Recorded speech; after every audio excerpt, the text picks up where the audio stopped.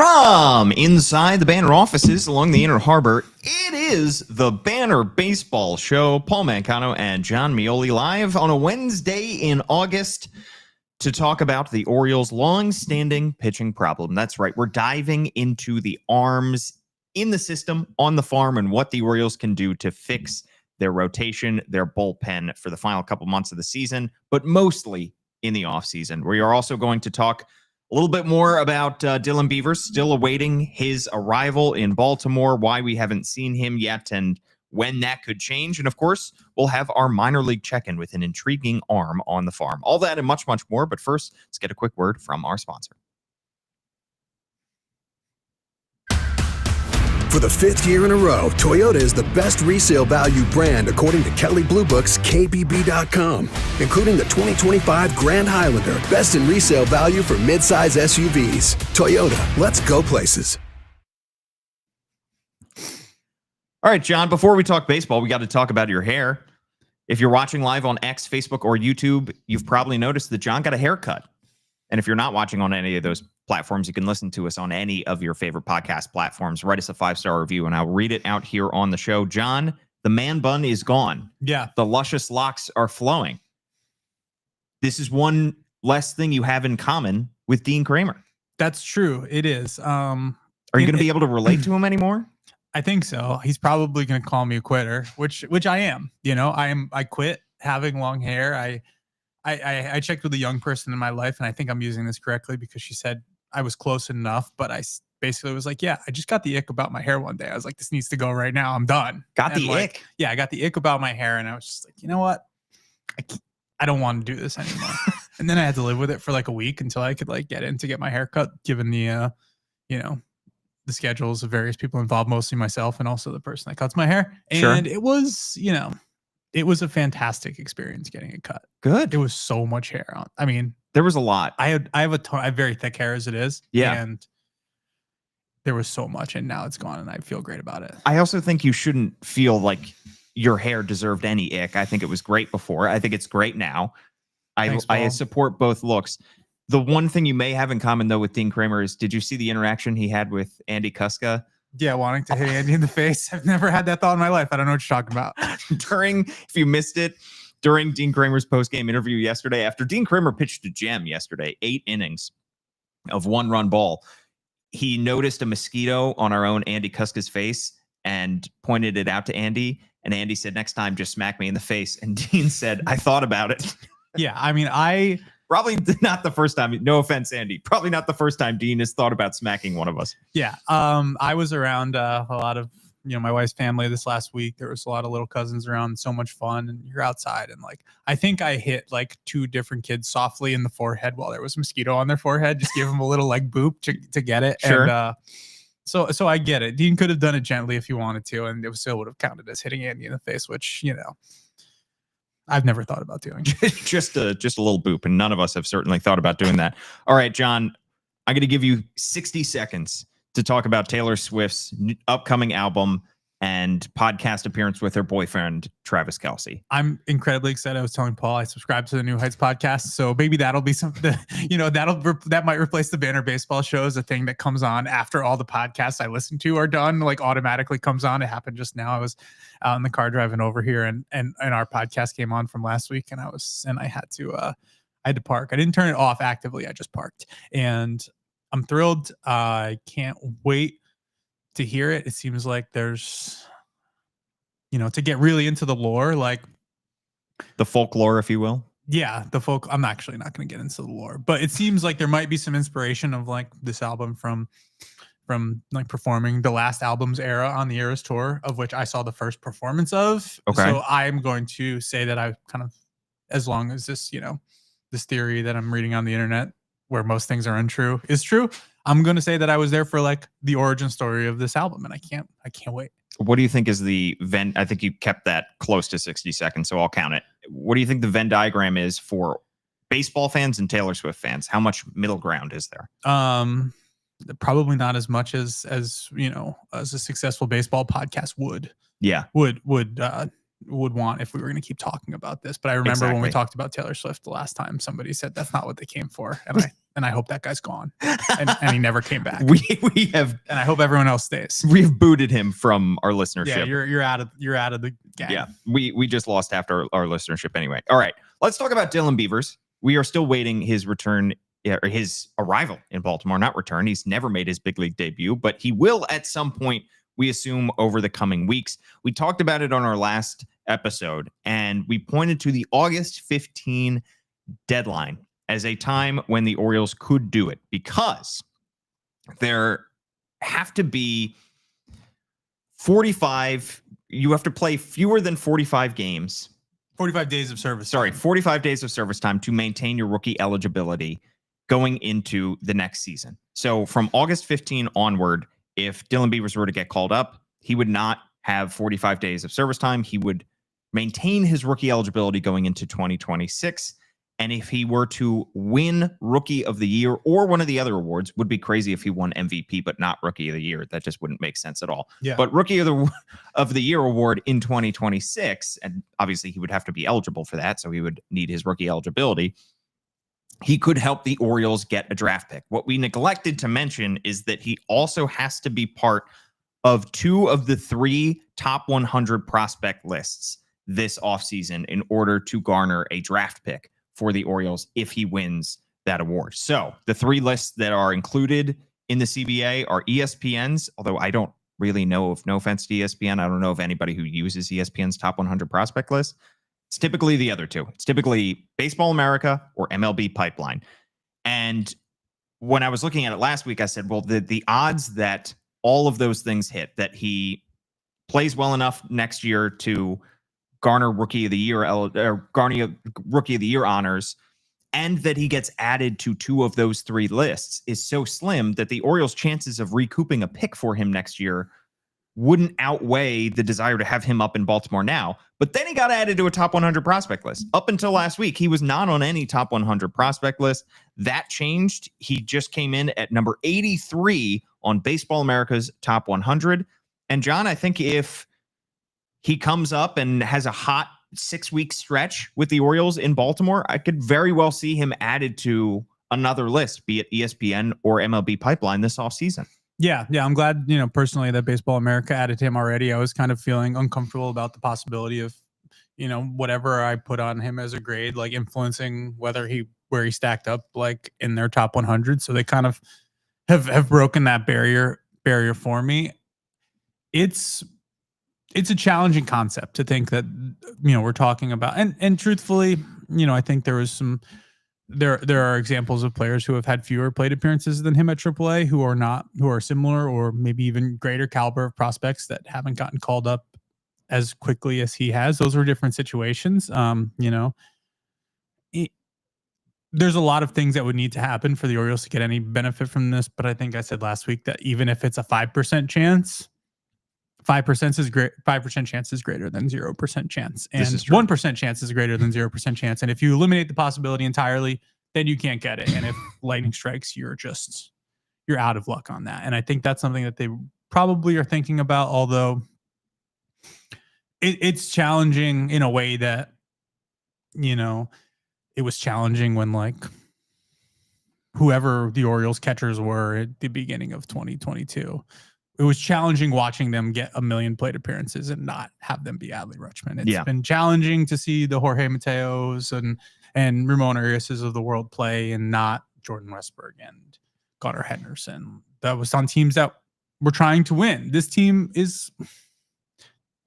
they're not trying to win, but if you wanted to win baseball games in August and September, you wouldn't have spent the end of July trading most of your good players. So that's where they're at right now. It would help to have Dylan Beavers up. I think it's one of those you're kind of going to know. The only benefit to having him up earlier is you get 2 more weeks for the league to adjust to him, so you can see him adjust back to the league. But it feels like it's kind of going to be binary for him and Samuel Basallo. If they're good, they're going to be good in 120 plate appearances and it's not going to make a difference whether it's 120 or 150. Sure. And Mike Elias basically acknowledged as much in an interview he did with their own Danielle Allentuck, where he said, I think we have to be aware of the rules and, in general, systems that are in place that benefit players and benefit organizations. You just kind of hope that stuff synchronizes well with whatever the baseball need or player development need is. So it's something that takes a back burner to baseball decisions. But Mike Elias basically is acknowledging there that they're looking at that August 15 day as a time to call up Dylan Beavers. Whether they call up Samuel Basallo on August 15th is a different question, because for Beavers, it's clear the guy has mastered AAA. He's 23 years old, soon to be 24. He is old enough, he is ready enough, he is mature enough to handle the big leagues at his position, play solid defense in a corner outfield, handle it at the plate. The question for Samuel Basallo is, one, is there room for him to get enough plate appearances and enough spots behind the dish? And two, is he ready to handle it? It's a different position. It involves working with the pitching staff. It involves calling pitches. It involves a much more of a physical wear and tear. At the plate, offensively, absolutely he is ready. And Mike Elias has said so. He's got a 986 OPS in AAA. He's got a 278 at batting average. He is mashing the ball.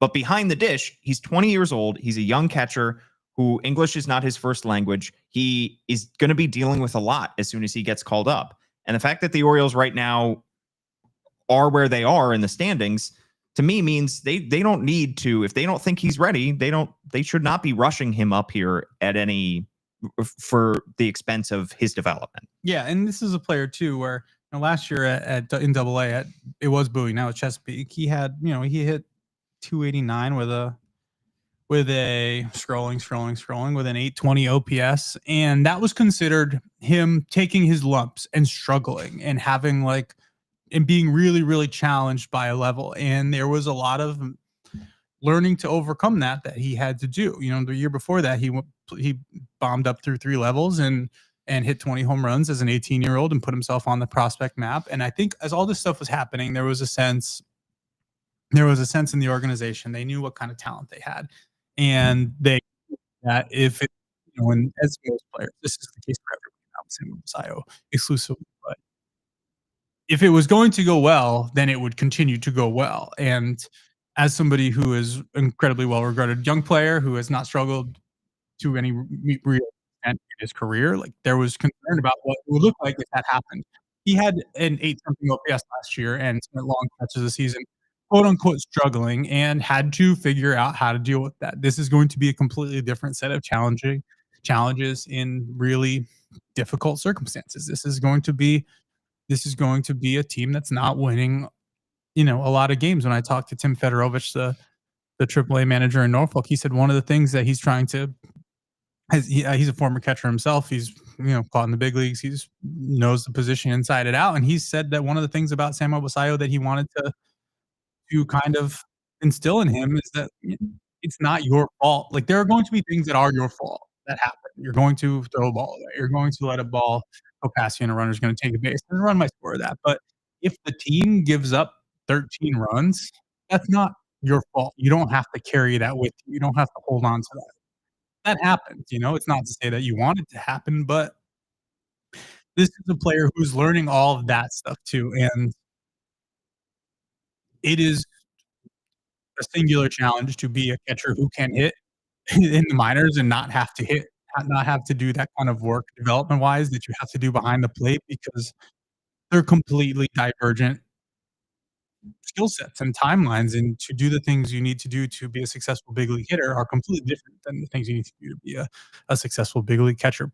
You can come up at 19, 20, 21 and be a really good hitter in the big leagues. We've seen it all over the league. We've seen it here. These things happen. And there are catchers who, there's a reason why there's a whole ecosystem of catchers who are late 20s, early 30s who just keep getting jobs, because that is a thing that you need to learn how to do, and they learn it, and then they get to do it in the big league. Yeah. And in terms of where he would fit on the roster outside of catcher, one, I think you want him to come up and still be able to start some games at catcher. Yeah. And you can still do that, obviously, when Adley Rutschman is DHing or taking a rest. Fine. But if you wanted to get him in the lineup otherwise, first base is kind of locked.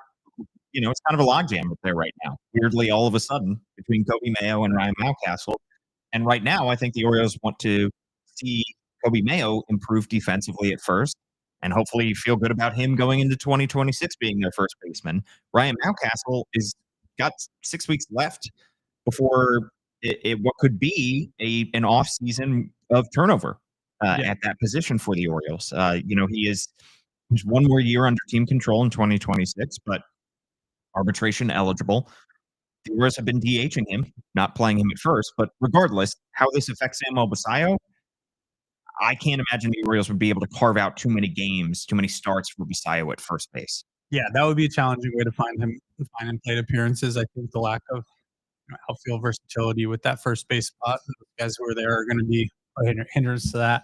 Yeah, at least Ryan O'Hearn could play a corner outfield when you had him here. Yeah, you can put him out there and create a space that way. It's not super flexible the way it is now, and that's okay. I think there's going to be a time when you just say, let's get this experience. There's also, this is not a modern baseball thought. This is not how it goes, but there was a time when players like Samuel Basallo, when they just added everybody who was on the 40-man roster to the big league roster in September, and not everybody would play, but you got to be there. You got to go on the planes. You got to go to the meetings. You got to be.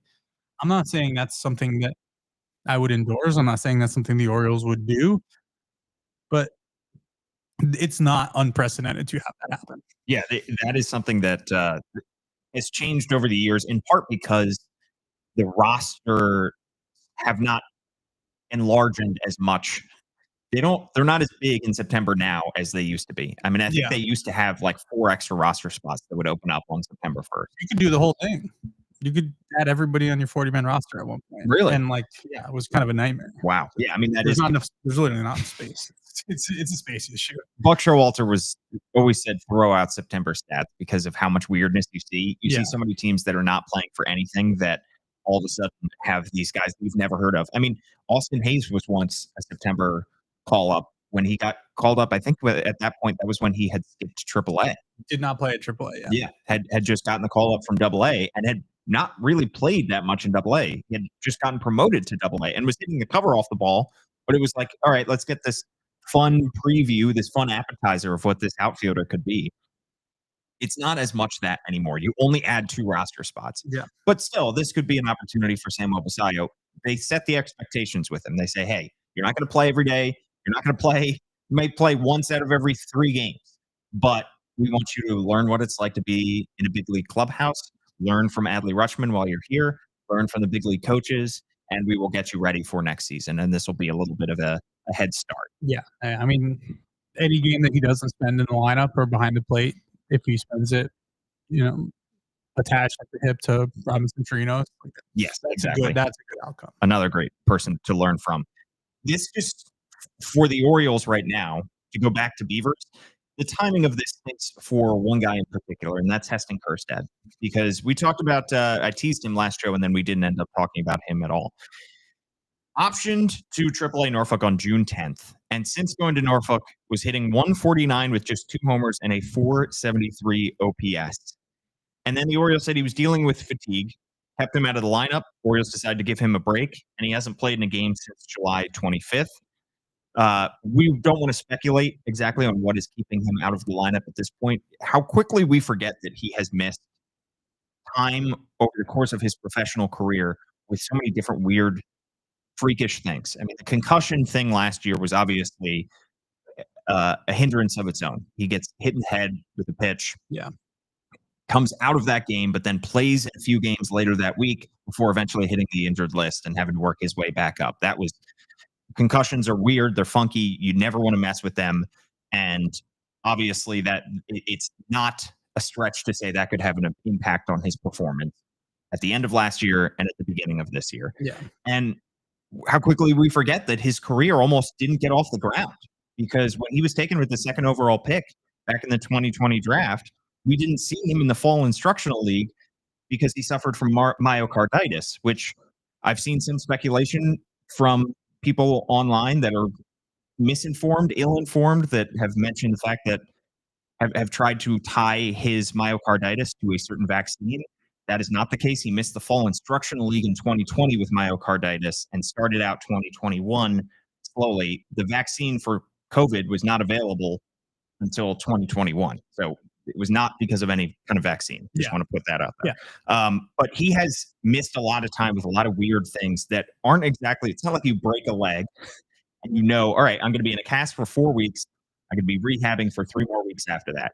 These are injuries that have different kind of long-lasting effects. And these are things that can affect him mentally as well as physically. Yeah, and he got a very meaningful opportunity earlier this year to play and to be the guy who was out there every single day. With Colton Cowser out, there was stretches where obviously there have been many stretches where Tyler O'Neill has not been available to play for the Baltimore Orioles in 2025. There was what you are looking for when you're in Heston Kjerstad shoes to get that opportunity. It didn't go well. These things happen. When he went down, I think we talked about it, that I was hoping to see something weird going on statistically where it's like, oh, this is different. The weird was just that it was not as good as you want it to be. And this would have, if things health-wise and lack of fatigue-wise, I suppose, had gone differently, there's an opportunity here for him to kind of take whatever happened down there and build on it. And that's not what has occurred. And that is kind of, that's unfortunate on a lot of levels, because it's not, I don't know, the Orioles are going to have like any kind of meaningful roster crunch. I don't think they're going to have any incentive or impetus to change their thoughts on Heston Kjerstad or change his role in the organization. But you kind of would like to know, I mean, if there's a difference between being able to count on somebody to start in 4th outfielder or 5th outfielder or not know at all. And if you know anything, you're not going to be counting on him. You want to be able to have some kind of strong, positive impression of what he could do, and for somebody who's not young anymore, this would have been a nice opportunity to show them. It's unfortunate that we have to put him in the Grayson Rodriguez category, the category of would be awesome to see him bounce back in 2026, but they can't count on it. They can't count on really any production. And right now with this Orioles big league roster the way it is, this would be another massive opportunity for him, because the Orioles last night in their 1-0 loss to the Seattle Mariners tried it out a outfield of Ryan Noda, Dylan Carlson, and Greg Allen. No offense to those guys, but they were hitting 7, 8, 9 in the Orioles lineup. Yeah. So that would be, at least one of those spots would be Heston Kjerstad spots, you would think. Yeah. And you also think about the two injury areas that you want to avoid, the head and the heart. And that's the two injuries that the two areas where Heston Kjerstad has unfortunately been afflicted. Not what you want. Not what you want. All right. One more thing I want to discuss before we dive into the pitching, because we have talked on the show about how the Orioles, perhaps a tertiary benefit of the trade deadline is the Orioles got to shave off some money from their big league salaries. They traded out 9 big leaguers at the deadline, and as a result of that, you don't have to pay their salaries for the final 2 months of the season. You estimated, John, that it was about $20 million in savings if you add up all of those guys' big league salaries being out the door.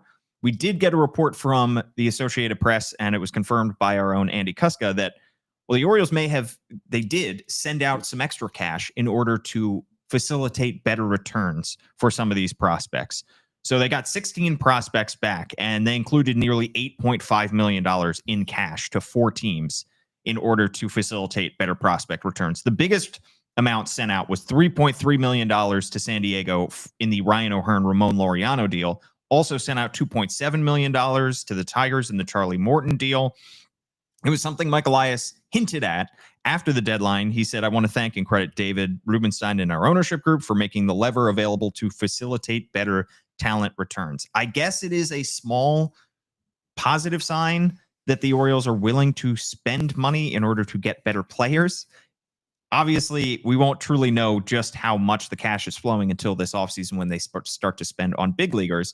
But at least David Rubenstein, this ownership group, were willing to include $3.3 million here, $2.7 million there in order for the Orioles to get back better prospect returns at the deadline. Yeah, and that's not something they've been willing to do in the past. I think they might have eaten a small amount of money for Andrew Kashner, but I don't know that was super meaningful. But this is a meaningful amount of money that they've sent out.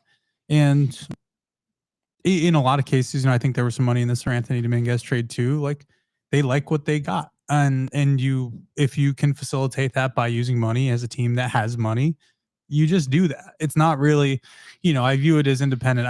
I think we know they're going to spend money this offseason because they spent money this offseason. They didn't push it much past this year. And I think there's a lot of symptoms of that have caused all these trades that we're talking about, and that, the kinds of pitchers who will sign a 1-year deal aren't, usually the best pitchers by and large. And then, you end up having the season they did. This felt like something that, I think you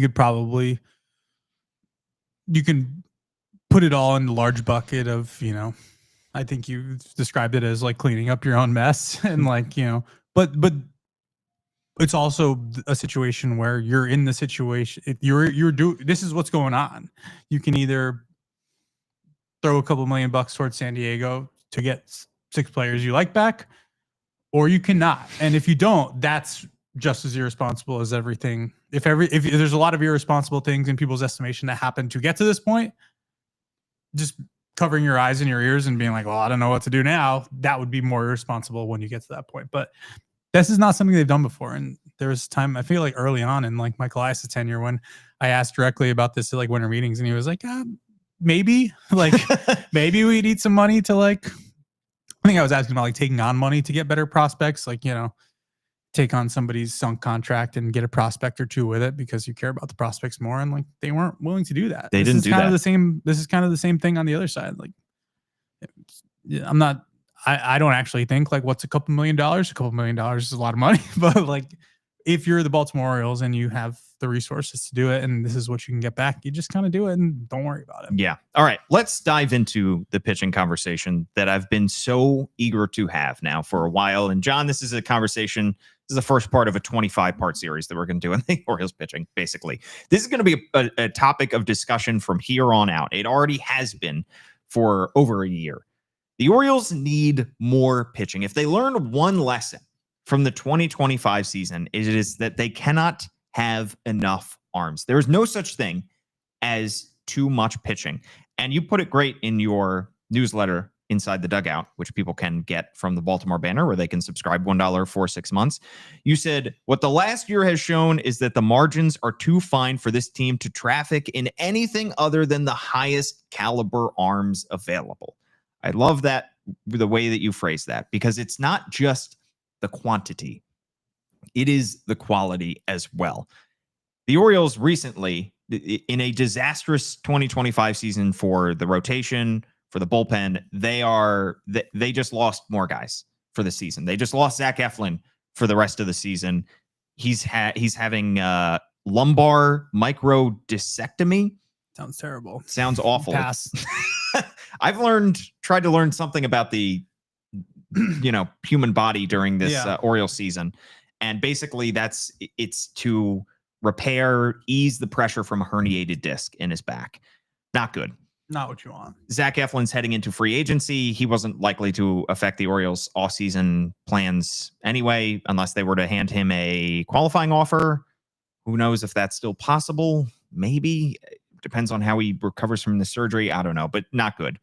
Yeah, they're going to know more about how that is than other teams. Yeah. And if you're Zach Eflin and you're saying, I don't know how this is going to go, and you're the Orioles and you feel confident that he is going to recover and is recovering well, maybe you dangle it. You say, hey, man, if you're worried about this, $21 million sounds like a good amount of money. And, they would also on the flip side know if they want to just get out of the Zach Eflin with an injured back, coming off back surgery business. Yeah, I think that's the flip side of the coin, is if they don't offer him the qualifying offer, I think that might signal to us and other teams that maybe they are not as confident in his health. Yeah. The worst news is somebody who affects somebody who is definitely going to be a part of their 2026 pitching plans, their bullpen plans, and that's Felix Bautista, who's also done for the year. Significant shoulder inflammation, had an MRI a few weeks ago. The inflammation was so bad they couldn't tell much. Basically, there is significant damage there, and they don't know what the next steps are. He's meeting with doctors. He is done for the season. Whether this affects his 2026 season or not, we still don't know, but it's not great news for somebody who is recovering from Tommy John, was taking all the right steps forward, looking like he could return to all-star form next season. Yeah. Grayson Rodriguez, we knew this was coming, underwent elbow debridement to remove a bone spur. Andy Kuska had a great story on the BaltimoreBanner.com about what that means, and I won't even try to distill it now, but basically this is hoping to correct what has been a long-standing issue for Grayson Rodriguez now. The Orioles are still going to get, they expect Kyle Bradish, Tyler Wells back from the 60-day IL. Both those guys that underwent elbow procedures, both those guys that are currently rehabbing in AAA. But John, when you look at the state of this pitching program, you look at all the pitchers on the roster right now, and you go into the offseason, it's a bit of a mess. It's just a series of calamities, of injuries, of underperformance. And I don't know how you even begin to sort this out if you're Mike Elias in this front office. Yeah. The challenge for me, and when I wrote what you referenced, it was, last year they went out in 2024 and went out, and Mike Elias has said himself he needed to stabilize the pitching staff. It was, I think they had like a 5-something ERA in July. The whole deal was cracking at that point. Like the Orioles were in a position where it seemed like whatever good vibes were happening towards the end of June were expired because all their starters got hurt. The bullpen, Craig Kimbrell was wobbly at that point, and he needed to go out and make the trades that he did.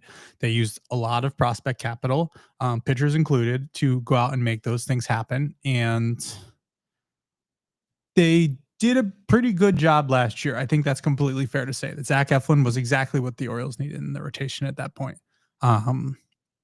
Gregory Soto had 2 terrible outings to start and then was good. And people didn't really think he was good because of the first 2 terrible outings. What are you going to do? Who cares? Sir Anthony Dominguez took over as closer and was pretty good.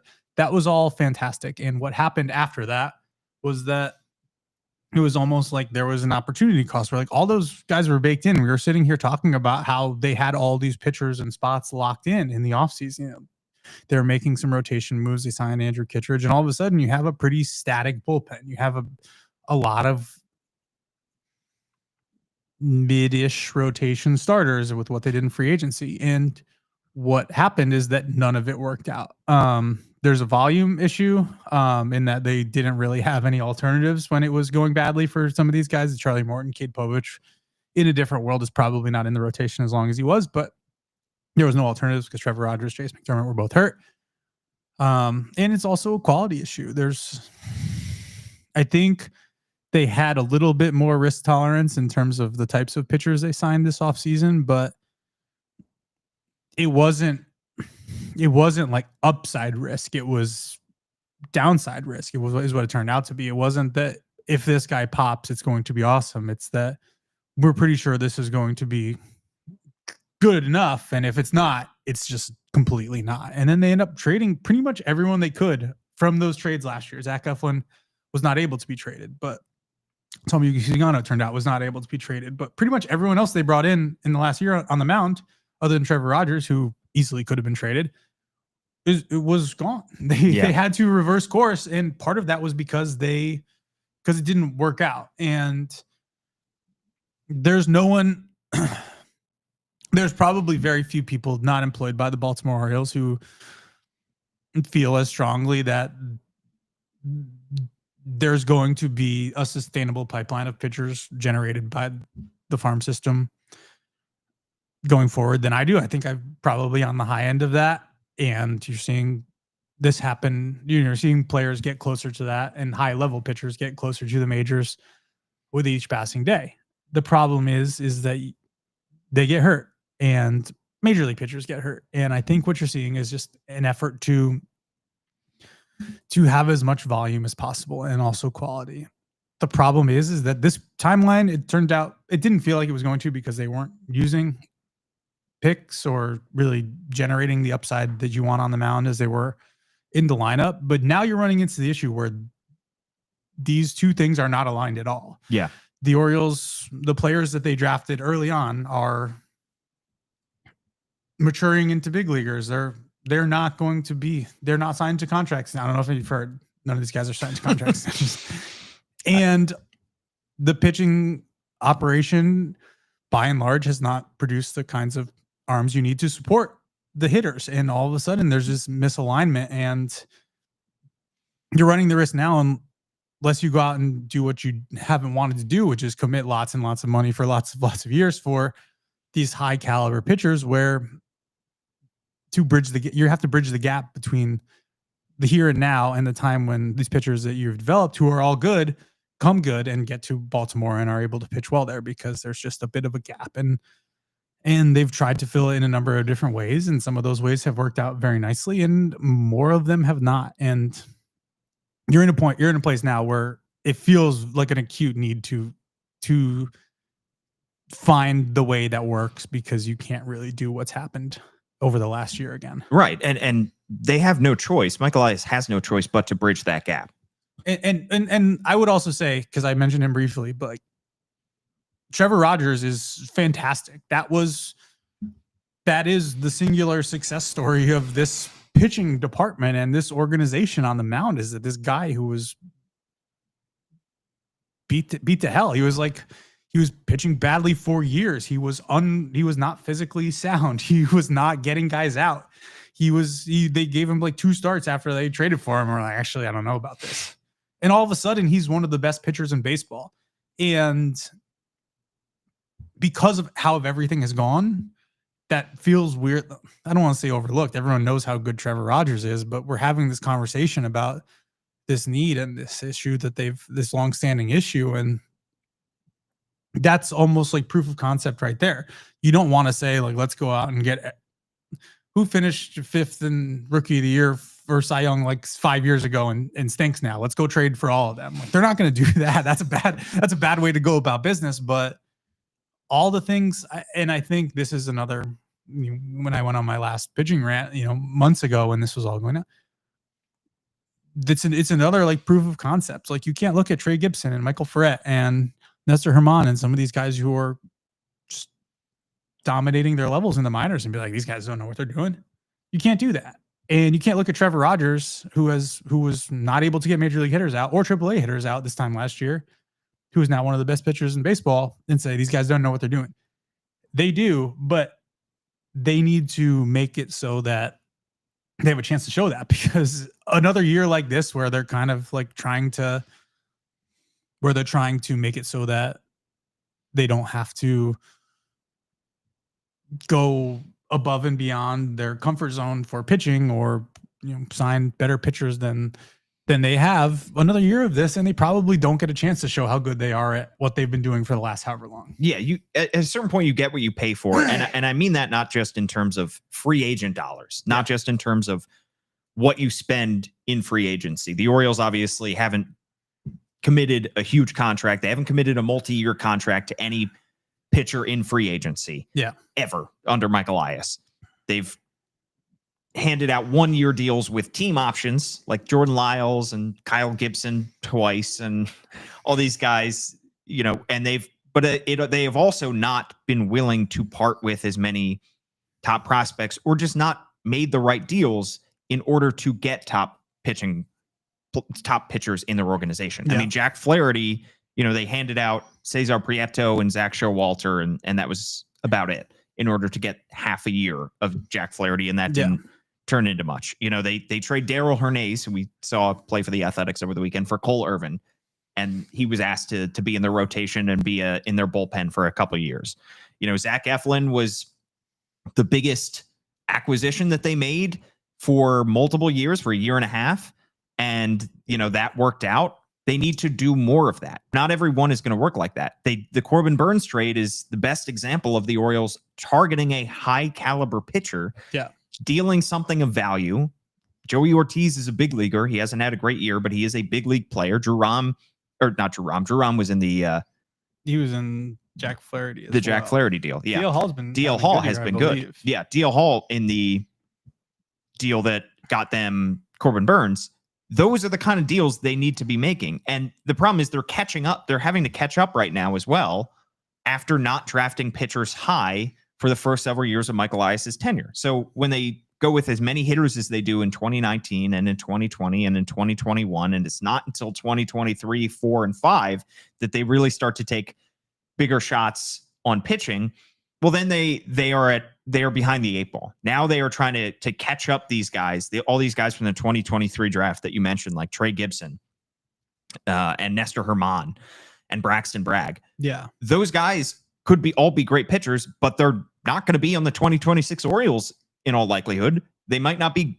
If they are, they're not going to be good players on that team. So the Orioles waited so long to draft pitching, to take pitching with high picks, that now they have done so, it might be a little too late. And Mike Elias is now in a position where he has to bridge that gap between the guys that could be on the horizon and guys that they just traded for. Boston Bateman, who we'll talk about in a little bit. Jerron Watts-Brown. Wellington Arcena. 3 guys that are in the Orioles top 30, according to MLB Pipeline. All 3 guys could be starting pitchers in the big leagues. Yeah. They're not going to be with the Orioles in 2026, at least to start the year. So they have to worry about 2026. Mike Elias can't afford to think about 2027. This offense, this lineup is built to win right now. Yeah. And if they don't win right now, then Mike Elias could be out of a job. Yeah. And I think that, I think the pitching side, let's go back to the beginning of all this. Yeah. Which is not the beginning of time, not the beginning, but man crawled out of the swamp. Yeah. And then the Orioles had pitching problems. Like those two things happened very quickly together. It was just like the Orioles didn't have any starting pitching, and then like man turned to like 1 day old. But one of the things that we constantly heard at the beginning of Mike Elias and this group's tenure was that they wanted the Orioles to be consistently and sustainably good. And we're saying this in a period when they are not. Right now, they're not good. And there's an open question as to how quickly they will be good again. But the part where they got good when they did came down a lot to the pitching side or the hitting side getting right quickly, which is easier to do. Identify hitters at the top of the draft who are good and get them to the majors quickly. They, of course, want to win. They did not want this season to go the way that it has. They don't want to lose a bunch of games. They don't want to have all the fans mad. They don't want to have an empty ballpark. They don't want to have to trade guys. All this stuff has not been what they wanted. But when you pull back the focus of we want to win the 2025 World Series, which they do, or not anymore, probably, I'm sure they would still like to do that. That would be probably have to be some kind of like large scale tragedy for other teams, more so than a miracle for the Orioles. They still are trying to be sustainably good and consistently good while they're competing, and everything that's happening on the pitching side below the majors is in the effort of that and not necessarily getting these guys to the majors as fast as humanly possible. Now, Trey Gibson, by my brief examination, is the first 3-level Orioles pitching prospect. There's been some innings coverage guys this year who have pitched at 3 levels. And in the past, I think there's been some like bulky reliever types, but like no one, if I mention their names, nobody would ever heard of them. So yeah. That's like, I'm just not going to insult them by saying they don't matter. But this is the type of stuff that they were doing when they were trying to get hitters to the majors quickly. It's like Colton Cowser started in Aberdeen and he ended up in Norfolk, and that's what Trey Gibson's doing. That hasn't happened before, and there hasn't been a pitcher who has struck out like 40% of the batters faced and like dominated to that extent. So you say, okay, like move him up, but it's becoming more of a possibility, but the part where they have like what they're trying to do on the pitching side works long term, and that being completely disconnected from the Baltimore Orioles right down the street being good. Yeah. That there holds like there's a lot more space in my mind and my heart for that happening. And that's weird. That's not what should be happening. No. And you look at, how they can focus on the short term, because if they're fine in the long term, that's great. But, and I saw a comment as well as we're live on YouTube, X, and Facebook from Ryan about what about this offense makes you think that they're ready to win now. I'll be the first to point out that the offensive struggles have been a bigger part of this season's issues than we give them credit for. We focused a lot on pitching because pitching has been the most obvious from day one, but the offense absolutely needs more help this offseason. And it starts with coaching, and it starts with adding talent. So the offense definitely needs help, but we're focused on the pitching for right now because they have several guys right now that are very good young players in their lineup that you're not going to have them for very long, especially if you don't extend them. They have to try to win right now. So they have to focus on pitching. And when you look at 2026, if Dean Kramer on opening day next year, no offense to Dean Kramer, sorry, I know he's your former brother. Yeah, I have nothing. If Dean Kramer is anything higher than your number 5 pitcher going into next season, then you as a front office have failed. That is nothing against Dean Kramer whatsoever. He was nails last night. He has times where he can be a very good pitcher, but we know what you're going to get from Dean Kramer. He's going to give you about a 4.25 ERA. He's going to give you a lot of innings. He's going to give you at least 24 starts a season. It's going to be great, but that is a number 4, 5 starter in the big league. And this season has taught us that if the Orioles have 8 pitchers going into next season, 3 of them will go down with injury at some point during spring training or the month of April. Yeah. They have to look at next year and say, we need to get 7 good. We need to feel good about 7 starting pitchers, at least. Yeah. And, Cade Povich, Chase McDermott, mostly Povich, Brandon Young have shown flashes in their limited big league experience. You can't consider them unless something drastic changes, unless Cade Povich goes on an absolute heater for the final 6 weeks of the season.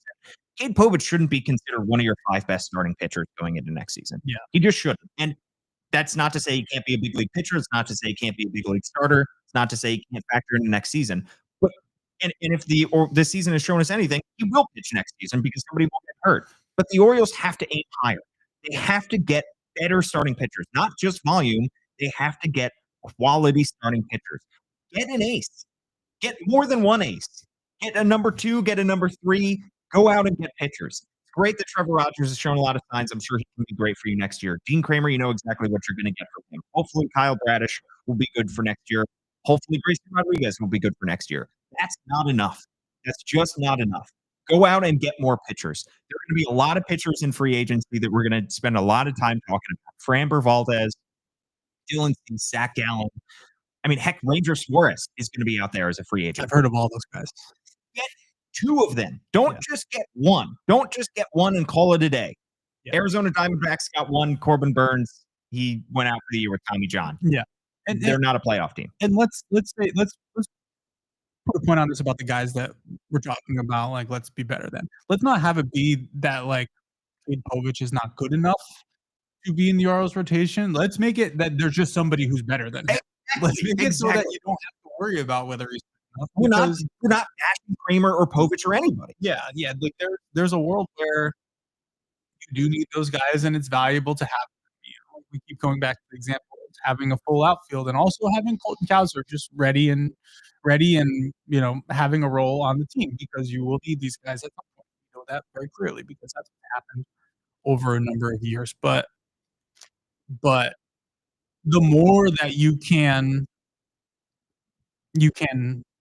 not push these guys up the depth chart because you think less, or down the depth chart because you think less of them. Push them down because there are players who are better than them. Yes. Corbin Burns didn't make Cole Irvin a worse pitcher. He just made him 1 notch down in the Orioles rotation depth chart. Cole Irvin was always going to be the same Cole Irvin that he was. He actually turned out to be pretty good at the beginning of the season, I believe, if I remember correctly, last year. But that had nothing to do with, whether he started in the rotation or was a swingman or had to take somebody's spot in April. That had nothing to do with him. That had to do with the fact that they traded for Corbin Burns. And, if we wanted to use this year as an example, I actually don't think Dean Kramer didn't get better or worse. He just moved up from being the guy who was going to be your 4th or 5th starter to your 3rd or 4th because Grayson Rodriguez didn't pitch. Exactly. And because Charlie Morton wasn't what you wanted him to be. Like, these things happen independently of these guys getting better or worse or anything. If you have players that are better than them, you are in a better position. Yeah. Would it be great if Boston Bateman and Deron Watts Brown and Wellington Arsenal are in your Orioles rotation down the line, and those guys are the workhorses that you expect them to be, great. That would be awesome, but that's a 2027, 2028 dream. You need to focus on 2026. And if that means overspending for a free agent, overspending for more than one guy in order to get him into Baltimore and to save your 2026 season, you just have to do that. You just have to bridge this gap. Yeah. And you're going to have to overpay because you've put yourself in this situation where you are at this point desperate for pitching and you're going to need to pay for it this offseason. Yeah. All right. We're going to talk a lot about Boston Bateman on the other side of this quick break. For the fifth year in a row, Toyota is the best resale value brand according to Kelley Blue Book's KBB.com, including the 2025 Grand Highlander, best in resale value for midsize SUVs. Toyota, let's go places. All right, John, let's talk about Boston Bateman. He is one of the Orioles' acquisitions at the deadline. Left-handed pitcher, just 19 years old. He's 6'8", 240 pounds. Where did he get that size from? His dad, Eric Bateman, former NFL offensive lineman. John, what's his nickname? Sasquatch. Love it. And pitching for the Shorebirds on Boston Sasquatch Bateman. That's amazing. I was like, A-ball. A-ball, baby. That has ace written all over it. Came over in the Ramon Laureano Ryan O'Hearn deal from San Diego, taken with the 52nd overall pick out of high school in last year's draft. One of just 14 pitchers age 19 or younger with at least 70 innings in affiliated ball this year. Just goes to show how advanced he is for his age. John, what do you see when you watch him pitch live? You saw a start in which he only allowed one run, but also only struck out one. Yeah. There was a lot of really cheap hits. I don't think any ball was well hit. There were a couple infield singles. There was a looper right over the second baseman's head, that type of stuff where you're just you made good pitches. You didn't strike them out, but they were not. There was nothing. I would have been weird if you strike out anyone, but I think there's some swing and miss in there that you feel good about. And it's also there was something schedule wise. I think he pitched once after coming out of the break for Lake Elsinore, I think, in the Padres system. He had one outing, and then he had a long time off. He was probably scheduled to start the day of the trade, and then obviously he was watching that big one too, and then got a call to get traded. I don't know if he's finished that yet, but he had not finished that at the time. But he likes what we saw. I just you don't see guys like that very often. He's really big. Obviously he's huge, and it's the type of pitcher you see, and you see the present day stuff. He's like mid-90s with his fastball, and he locates it pretty well. He moves it around nicely. There's a lot of conviction in how he throws a slider. He threw some good changeups. He threw a handful of curveballs, and you're like, okay, you see it. And it's the kind of, there's no it's hard to say there's a high floor there for somebody who's in his first pro season, who's 19, who's an A-ball. But you can kind of see the makings of that is what just a nailed on 170 innings of perfectly good big league starter looks like. The interest for me, and I did this last year early in the season, I really wanted to see Jackson Baumeister pitch in Aberdeen because I was pretty convicted by the time August or September rolled around, there would be different pitches, and there would be he would be a different pitcher by that time. And I just wanted to see it early because there's all this work that gets done behind the scenes and adding pitches. And I feel the same way with Boston Bateman. I think, to bring it back weirdly to Dylan Beavers as I want to do, he did all the work that he did on his swing and trying to improve his offensive profile with the knowledge that if he did nothing, he would have made it to the big leagues, and it would have been, maybe it would have gone well and maybe it would have not gone well, but he wanted to do everything he could to make sure that he was going to be the best big leaguer possible. And I don't think there's any world where Boston Bateman doesn't embrace how the Orioles do things. He said he's a very organized person. He was very impressed by how meticulous and organized they are. They're tracking the pitches and what he does when he's playing catch. Everything is tracked. He loves that. And they also have a demonstrated way of making a pitcher's arsenal as they move up the minor league ladder as complete as possible. So if he's throwing a cutter next year in Aberdeen, like, of course he will. Like if he, he has a harder slider right now, he really likes it. If there ends up being like something more sweepery in there that's a little slower, like if maybe the curveball, all that stuff, I'm sure is conversations that are happening. And I think it's a really unique player to have in the Orioles system, because if you want to, yes, we mentioned all the free agent pitchers that are available, but if you want to trade for a top level pitcher, I'm just going to throw Mitch Keller's name out there because that's one I am remembering, and somebody who could be available for a number of years. If you want to do that, Boston Bateman like substances are the ones that start those conversations. If you don't have something to offer like that, you are going to have a terrible time making those trades. The Orioles have been in that position because they've really only had like Grayson Rodriguez and DL Hall and Kyle Bradish in those spots. And like, if you only have a couple of them, you don't want to trade them. And that's not to say that now that they have Boston Bateman, they are going to like put him on a fishing pole this offseason and be like, look at this big guy we got here. That's not going to happen. But this is the type of pitcher if he's in Double-A at age 20 this time next year, pitching really well, that's a top tier prospect. That's somebody that other teams are going to like. That's something that you're going to be excited about having in your system. And I saw you had one of the rankings up there on your computer just now, not to be a peeper, but I saw it. There's a lot of pitchers who are in that tier of like, this guy's probably going to start in the big leagues caliber. There's only been a handful of them at any given time in the Orioles system in the past couple of years. And I think Boston Bateman, by virtue of being 19, by virtue of being left-handed, by virtue of being, the kind of athlete and also like person that he is, he was, it's a 5-minute post-game interview. He was, you could feel how much he was excited to get better in the system, and all the draft reports kind of mentioned, like, we're talking about top tier makeup here.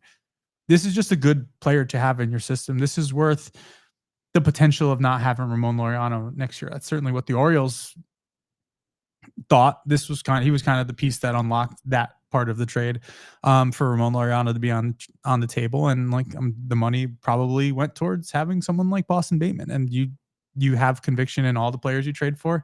I don't think we really grasped just the amount of just like right-handed relievers he traded for in the moment. A ton, They got 16 players back if you include Slater DeBrun. Yeah. And they're in the good, decent bit of them are relievers. And like, there might be there are probably 2 of them that are starters next year if we just think about how the Orioles operate. But like, those are nice to have, and there will be talent and do get value from those. But what you want is the Boston Batemans of the world. And I think you got a really good player in him. You're not often going to see somebody who is a minor league reliever fit into a top 30 in a ranking. And we haven't seen any. The 3 pitchers that have made it to the Orioles top 30, according to MLB Pipeline, are all starting pitchers. Boston Bateman, Wellington, Aracena, and Jerron Watts Brown. So it's rare. Once a guy's moved to the bullpen, sure, they can come up and be a big league reliever, but they are automatically in the minds of scouts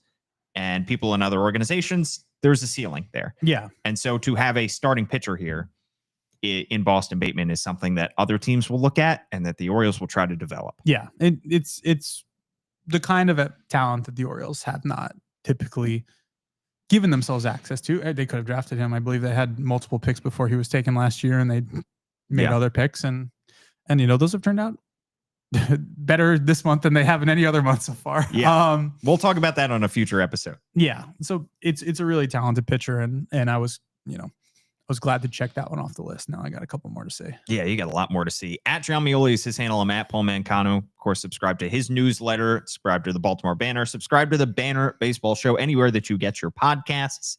Read all of John's great work, as well as Andy Kuska and Danielle Allentuck and Kyle Goon. We will be back at some point next week. In the meantime, have a good one, everybody. I'm going to go listen to New Heights. Yeah, go listen to that podcast. And maybe, just maybe, I will watch one of the Fast and Furious movies. Off-season content.